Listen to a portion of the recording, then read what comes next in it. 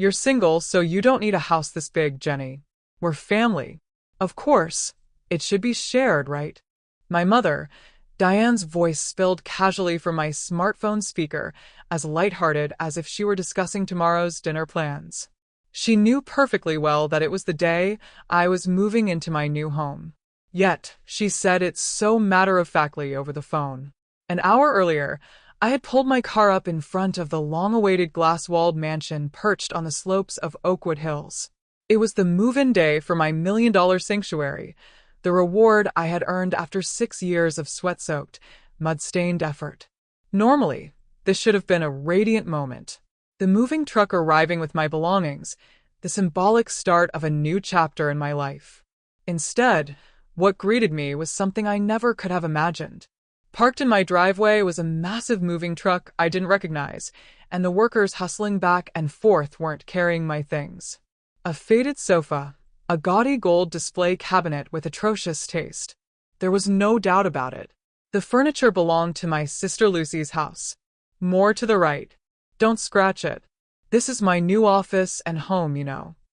The arrogant shout echoing from the terrace belonged to my brother-in-law, Steve, a self-proclaimed CEO whose business hadn't made a cent yet. He was barking orders as if this mansion had been his all along. Through the vast glass wall of the living room, I could see Lucy chasing her 3 children around. They were running across the solid wood floors I had just custom finished. Floors that still smelled of fresh wax with their shoes on. I couldn't get out of the car. Before anger could take over, a sharp sense of observation cut through their sheer selfishness. With trembling fingers, I pressed the record button on my phone and quietly began documenting this unbelievable invasion.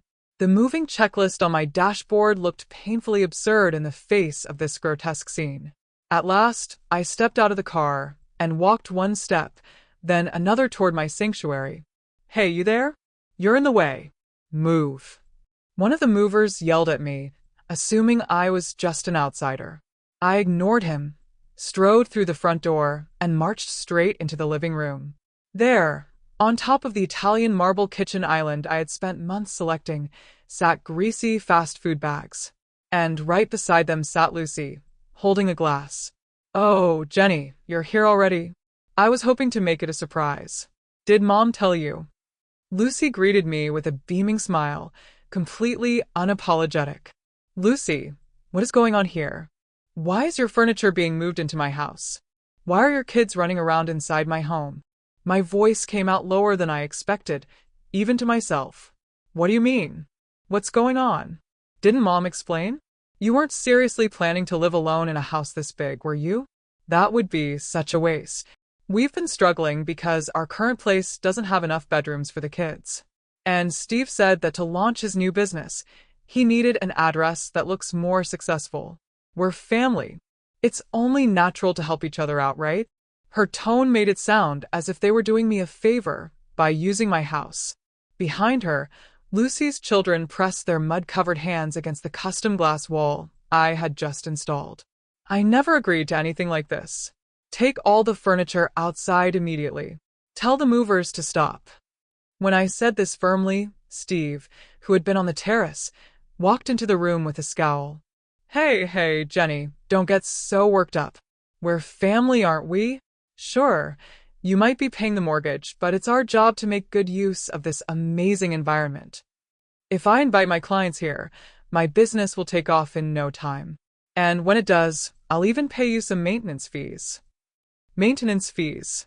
I was speechless. The $1 million I had earned by working without sleep, being yelled at by male workers on construction sites, and clawing my way up 1 cent at a time. To them, it was nothing more than a prop for their business. They didn't see me as a person at all. I was just a convenient wallet, a provider of empty rooms. Steve didn't seem to realize how shameless his words were. If anything, he looked smug, as though he were generously offering me a benefit. As I stood frozen in the center of the living room, movers passed by carrying a massive refrigerator. It was an old battered model from Lucy's house. Watching it come dangerously close to scraping my custom kitchen cabinets, I finally broke my silence. "Lucy, Steve, how did you even get into this house in the first place?" I locked the front door myself last night, right after I received the keys from the realtor. At my question, Lucy stopped giving instructions to the movers and smiled, a triumphant smile tinged with unmistakable contempt.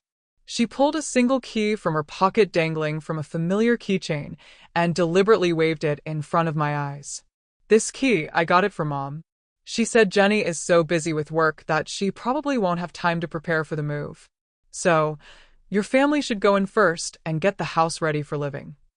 It felt like I'd been struck in the head with a blunt object. That key was the one I had reluctantly handed over to my mother a few weeks earlier after she had persistently begged for it. "So, I can help clean when you're not home and water your plants," she had said, practically forcing me to give her a spare key. I never imagined she would hand it straight to my sister and her husband and use it to let them occupy my house before me on the very day I was supposed to move in. With shaking hands, I pulled out my phone and called my mother immediately. The call didn't even ring twice before she picked up, her cheerful voice filling the speaker. "Oh, Jenny, have you arrived at your new place already? Lucy and her family should be there helping you out." "Surprised? Surprised? Why did you give Lucy the key to my house? They're moving their furniture in without my permission. Make them stop right now." At what was almost a scream of protest, my mother's tone instantly shifted into that of a parent lecturing a stubborn child. "Jenny, calm down. You really only think about yourself, don't you? You don't need a house that big. Just maintaining it will be a burden. Lucy has 3 children, and Steve's new business needs a respectable address to attract investors. This is a chance for the whole family. It's incredibly selfish of you to monopolize that house all by yourself. Business. Have you forgotten how many times Lucy and Steve have failed before? And how much of your retirement savings they burned through the crypto crash? That fancy restaurant that went bankrupt? Every single time you asked me to pitch in, too, didn't you?" When I said that, Steve, who had been listening nearby, turned bright red. He pointed a finger at me and cut in aggressively. "Hey, don't drag up the past. That was just the market behaving unpredictably. It had nothing to do with my abilities. This time is different. My AI consulting business is already catching the attention of Silicon Valley investors. I can't meet them using some rundown rental apartment address. I need the Oakwood Hills brand." Lucy stepped forward as well, as if to back him up. "That's right, Jenny. Sharing this house is your natural duty as a family member. More than half the truck is already unloaded, and we've started the kids' school transfer paperwork." "What are you talking about? This is my house. I paid for it." "No, Jenny. Even the money you earned ultimately comes from the fact that we raised you and paid for your education. That means your assets are the family's assets, too. Lucy and Steve are already preparing to give up their current house. The facts are already in place." With that, my mother hung up on me unilaterally. In the suddenly silent living room, I watched as Lucy and Steve casually began discussing room layouts as if everything were settled. They had planned for my resistance from the start. By moving their belongings in before I arrived and creating a situation that was too far along to undo, they were convinced I would eventually give in. This was the final form of the exploitation they had subjected me to for years, unfolding right in front of my eyes. My job as a landscape architect is not the elegant profession people imagine, planting pretty flowers and neat beds. My battlefield has always been construction sites, mud, dust, and towering heavy machinery. In male-dominated environments, every time I completed a difficult project, my hands grew rougher, the dirt beneath my nails permanently ingrained. I never took vacations. I never bought designer clothes. I saved every cent, every dollar, as funds to buy back my freedom. And what about Lucy and Steve, who labeled my success as surplus family money? Steve called himself a visionary entrepreneur, but in reality, he was a massive vacuum cleaner, endlessly sucking up his in-laws' retirement savings. A few years ago, he poured tens of thousands of dollars into next-generation cryptocurrency mining. Then he opened an ultimate luxury vegan restaurant, which shut down after just 3 months. Each time my mother called me, "Jenny, you have money, don't you? Lucy and Steve are just struggling with cash flow temporarily. Helping them is a natural investment for family. Once Steve succeeds, he'll pay you back many times over. My father's retirement money saved over decades of work was steadily drained away for their reckless dreams. And now my parents' savings were nearly gone. And yet in their eyes, the successful daughter who worked hard and lived responsibly was worth less than the glamorous eldest daughter and son-in-law who dreamed big and failed repeatedly. I was always the safety net of the family. Jenny is doing fine, but Lucy and Steve need us. That twisted form of love had cornered me for years. They never celebrated my independence. Instead, they resented it, seeing my owning a home and breaking free from their control as a betrayal of the family or hoarding assets. Buying the house in Oakwood Hills wasn't just a real estate purchase. It was the biggest gamble of my life, a permanent escape from their ecosystem of exploitation. Hey, Jenny, are you listening? Lucy's voice pulled me back to reality. She tapped the custom quartz counter I had just installed with her dirty fingers. I think this space would be perfect for the kids' homework desks. You can just move your work equipment to the basement storage room. Right at that moment, the final switch inside my mind quietly flipped. They probably didn't notice the faint upward curve at the corners of my lips. They were convinced I was standing there in shock, frozen, and that a single phone call from my mother had been enough to make me submit. Lucy was cheerfully discussing furniture placement with Steve while Steve was already lounging in the bedroom he planned to turn into a CO suite, gazing smugly out the window. But what I had learned over the past 6 years wasn't just how to work with soil and create beautiful landscapes. I had learned a far colder discipline. Always assume the worst and build multiple layers of legal defense. In fact, a few weeks before the purchase of this house was finalized, when my mother showed up at my apartment and relentlessly asked for a spare key, saying, "I just want to help clean when you're not home." Alarms were already blaring in my head. I knew her patterns well. If I refused, she would cry and accuse me of not trusting family. If I stood my ground, she would tell every relative that I was a selfish, willful single woman. That was precisely why I smiled and said, "All right, Mom, that would be a big help," and handed her a key. But that key was not just a key. That very same day, I visited the office of a highly skilled attorney specializing in property law, Peter Morgan. "Mr. Morgan, there is a possibility that my family will attempt to occupy my new home against my will. If that happens, I intend to show zero leniency. Please prepare a formal trespass warning and immediate eviction order in advance." I provided copies of the deed bearing only my name, bank statements proving the property had been paid for entirely with my own funds, and a signed affidavit clearly stating that no one else was permitted to enter the property under any circumstances. At that moment, that heavy envelope was sitting inside the bag, slung over my shoulder. "Hey, Jenny, are you listening? Steve says we should order catering tonight. We need to throw a little housewarming party, right? You'll cover the bill, of course. It's a move-in celebration." Lucy peered into my face, already counting on me to foot the bill. The moment I saw that expression, my internal waiting period ended. I didn't answer her. I calmly took out my smartphone. Then I tapped another number saved on the speed dial. Not a catering company, not my mother, the police station, and the direct line of Attorney Morgan, who had already been briefed on the situation. "Yes, it's me. Yes, a structural violation has been identified. Please proceed immediately." As soon as I said that, Steve turned toward me with a puzzled look. "Hey, who are you talking to? A violation? Is there something wrong with this house?" "Oh, yes. A very big problem, Steve." "Lucy." I reached into my bag and pulled out a pristine white envelope. The moment Lucy saw the logo printed on the front, Morgan Law Offices, the color drained from her face. "There is a rule in this house. Nothing is allowed to exist here without my permission. Not even a piece of trash. You crossed that boundary." In the distance, sirens began to wail, slicing through the quiet of the upscale neighborhood. Red lights reflected against the glass walls, drawing closer through the falling dusk. "What is this? What's going on?" Steve rushed to the window and froze. His fantasy of a successful man's mansion shattered instantly as 3 uniformed police officers stepped onto the lawn. A loud knock echoed through the house. "Police, we received a report. Is anyone inside? Before I could open the door, Lucy rushed forward. She forced a desperate smile onto her face and greeted the officers like a wronged citizen. Oh, officers. Thank goodness you're here.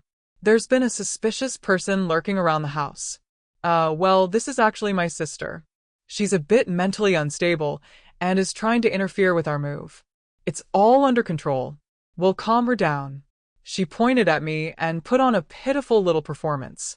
The officers scanned the living room, the piles of old furniture, the confused movers, and finally, me standing silently.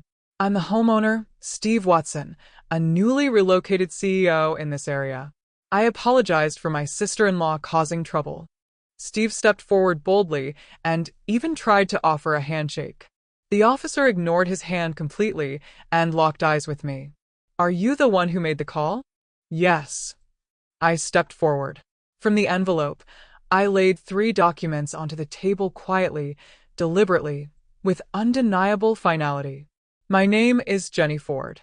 I am the sole legal owner of this property. These are notarized copies of the deed, proof that the house was purchased entirely with my personal funds. And this, I held up the 3rd document, a formal notice of trespass and demand for immediate removal signed by Attorney Morgan. Today, individuals who were explicitly denied permission to enter this address took advantage of my absence, unlawfully entered the property, and moved their personal belongings inside. I demanded that they leave immediately, but they refused. Therefore, I am formally requesting police-enforced removal. The officer took the documents and began reading them carefully, page by page. For several long minutes, the living room fell into complete silence. I could see the color draining rapidly from Lucy's and Steve's faces. According to this deed, the sole owner of this property is Jenny Ford. The officer looked up and turned a cold, piercing gaze on Lucy and Steve. Your names do not appear anywhere. This is not your house. That can't be right. We got the key from our mother. We have a legitimate reason. Lucy screamed. The officer's voice dropped even lower, sharper than before. Possession of a key does not establish ownership. Once the legal owner tells you to leave, remaining on the premises constitutes trespassing. Stop the movers immediately and return all belongings to the truck. If you refuse, you will be arrested on the spot. Arrested? Steve whispered, his voice trembling. In that instant, his pride as a so-called CEO shattered completely against the immovable wall of the law. I watched their despair with icy calm. Move the items back to the truck now. Fail to comply, and you'll be escorted to the station.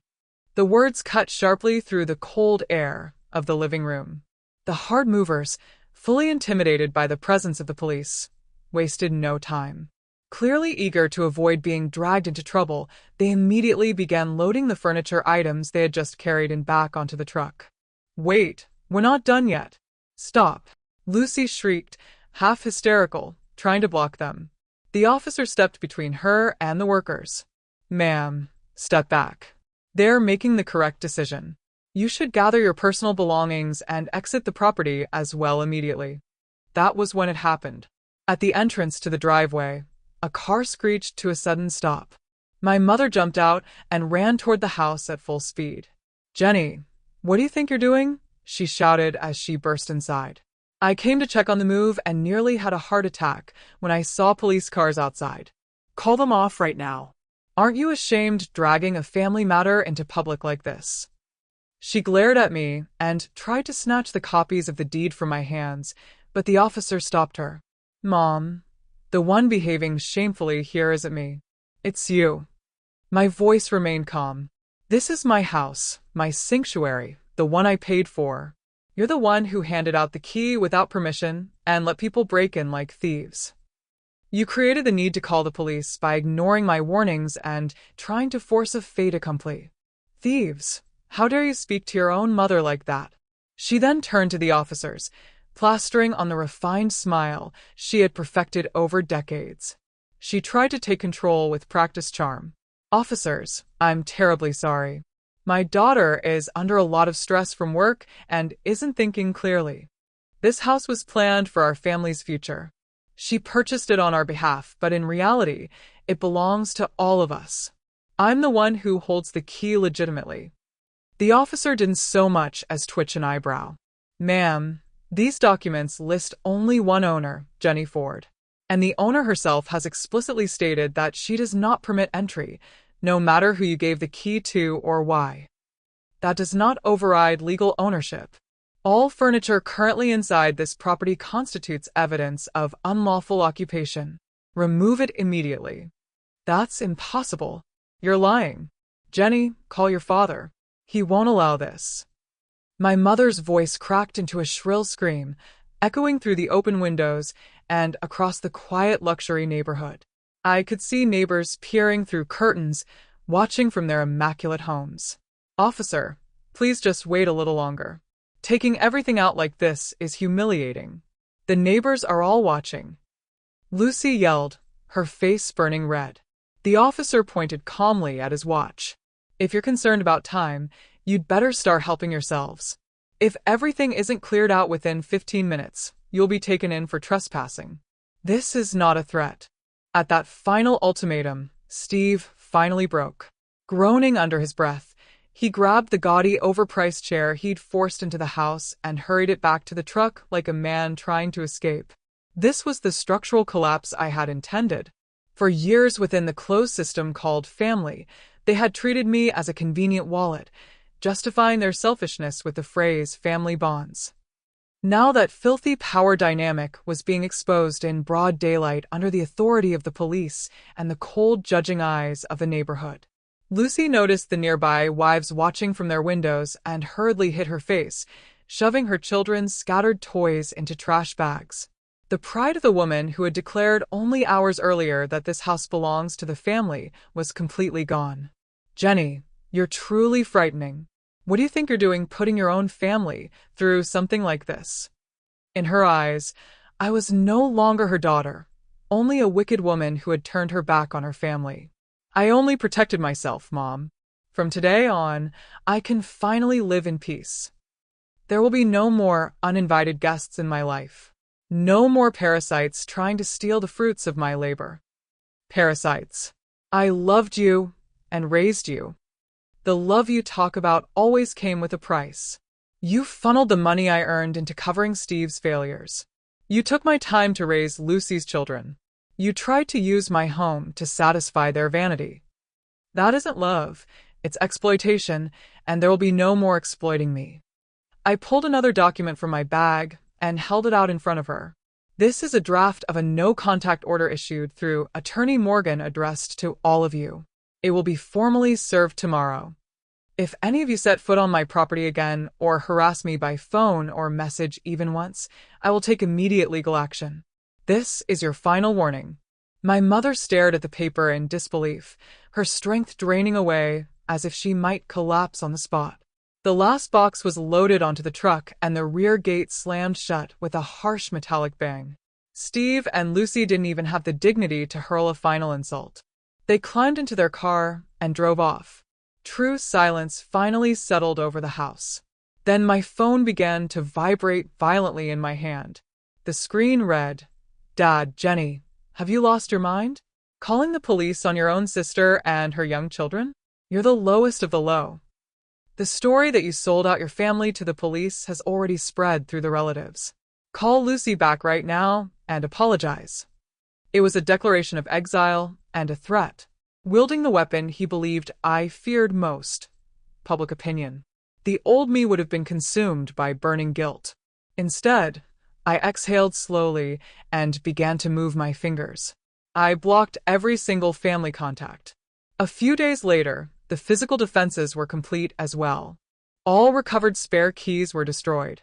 At the front door, I installed a top-tier biometric security system. Only my fingerprint and my iris could grant access to the sanctuary. Through Attorney Morgan, I formally served every family member with a legally binding no-contact order. If any of them set foot on my property again, they would be arrested on the spot. No loopholes, no escape. Months passed. Through relatives, I heard how things had turned out. Lucy and Steve, the couple who had tried to force their way into my home by creating a fait accompli, moved into a rundown cheap apartment on the outskirts of town.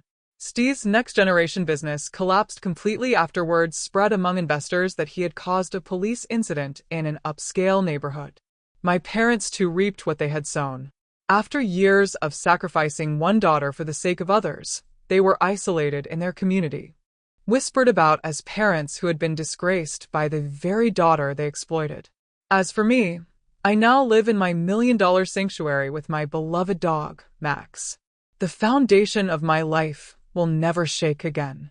I no longer need to carve pieces out of myself to meet other people's expectations. I no longer need to sacrifice my resources to repair a broken family. A massive glass wall stretched from the floor to the ceiling. Every inch of this clear, open view is proof of the freedom I claimed with my own hands.